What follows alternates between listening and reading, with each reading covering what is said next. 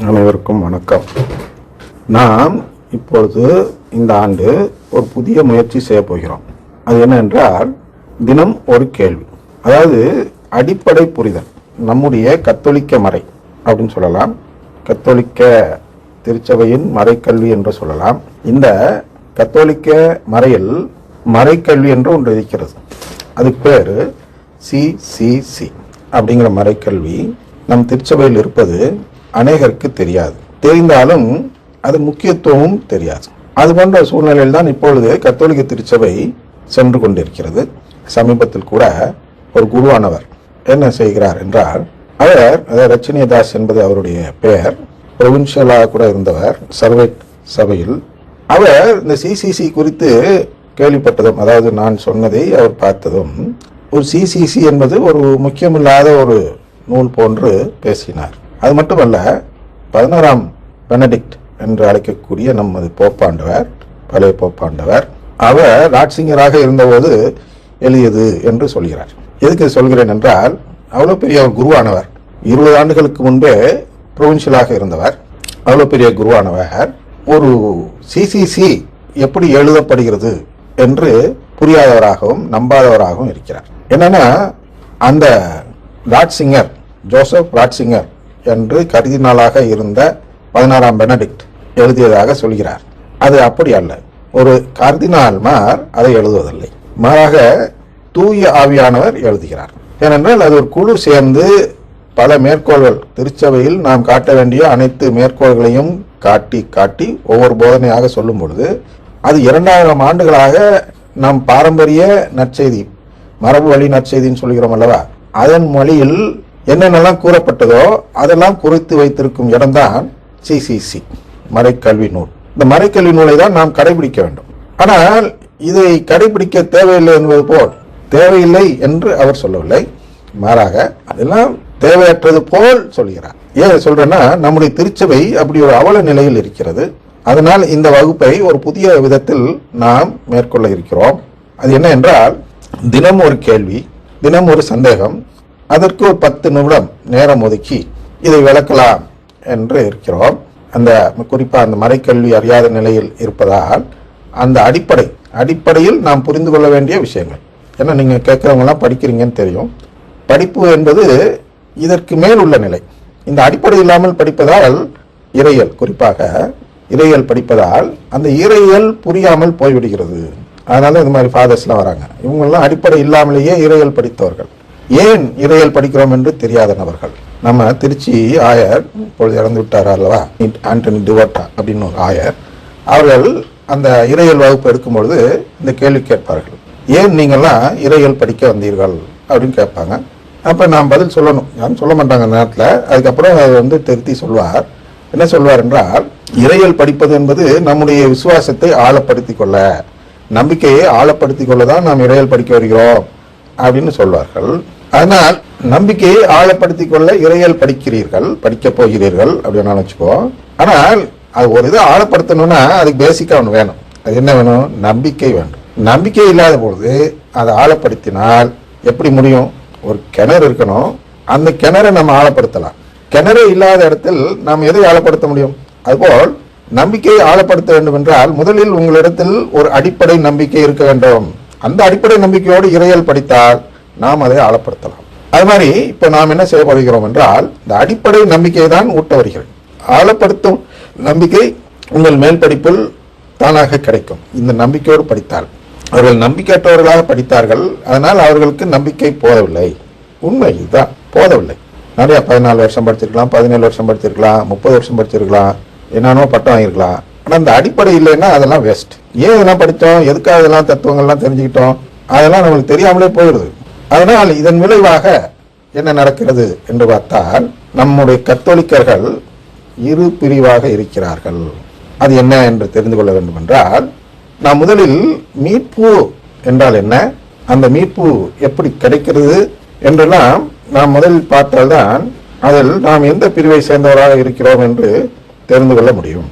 மீட்பு என்றால் என்னன்னா, சிசிசி 460 என்ன சொல்லப்படுகிறது என்றால், மீட்பு கிடைத்ததும் நாம் எல்லாம் கடவுள்களாக மாறிவிடுவோம். அப்படின்னு என்ன, மனித நிலையிலிருந்து கடவுள் நிலைக்கு நாம் உயர்த்தப்படுவதுதான் மீட்பு.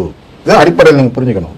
இப்படி நாம் உயர்த்தப்பட என்னென்ன செய்ய வேண்டும், அதான் நீங்க உங்களோட மேல் படிப்பு, அதுல உள்ள சிக்கல்கள், அதுல உள்ள பிரச்சனைகள், அது மக்களுக்கு எப்படி போய் சேர்க்க வேண்டும், இதெல்லாம் நாம் அடுத்தது தெரிஞ்சுக்கலாம். எப்ப இந்த அடிப்படை புரிந்திருந்தால் அப்ப நாமளும் கடவுளின் பிள்ளைகளாக மாறினால் கடவுளாக மாறிவிடுவோம். அதை இயேசு இன்றைக்கு என்ன நிலையில் இருக்கிறாரோ அதே நிலைக்கு நாம் உயர்த்தப்படுகிறோம். அதுதான் மீட்பு. அதைதான் ஆதாம் ஏவாள் இழந்தார்கள். இதுக்கு வேண்டாம், இந்த உறவு வேண்டாம்னு சொல்லி ஒரு கனியை புசித்தார்கள். அதனால் உறவை பறித்து மண் உலகத்துக்கு அனுப்பிவிட்டார். சரி, இப்ப மீட்புனா என்னன்னு தெரிஞ்சிட்டீங்க. அடுத்தது இந்த மீட்பை எப்படி பெறுவது அப்படிங்கிறத திருவுழியத்தில் நமக்கு சொல்லித் தருகிறார்கள். அதாவது திருவுழியத்தில் சொல்லி தரப்பட்டிருக்கிறது. அது என்ன குறிப்பா என்றால் மத்தேயு 7:7 8 நாள் வாசிக்கலாம். அதுல கேளுங்கள் கொடுக்கப்படும். இதெல்லாம் நீங்க கேட்டிருப்பீங்க. இந்த வசனத்தை கேட்காதவங்க இருக்க முடியாது. பாட்டு கூட இருக்கு, கேளுங்கள் கொடுக்கப்படும், தட்டுங்கள் திறக்கப்படும் ஒரு பாட்டு. ஆனால் இது மீட்பை கேட்பது. கேளுங்கள்னா இந்த உலகத்துல பணத்தை கேட்கறது இல்ல. நாம் என்ன தெரிந்து கொள்ள வேண்டும் என்றால் மீட்பை நாம் கேட்க வேண்டும். மீட்பை நாம் கேட்கவில்லை என்றால் அது கிடைக்காது. அதை அதில் சொல்லியிருக்கிறார்.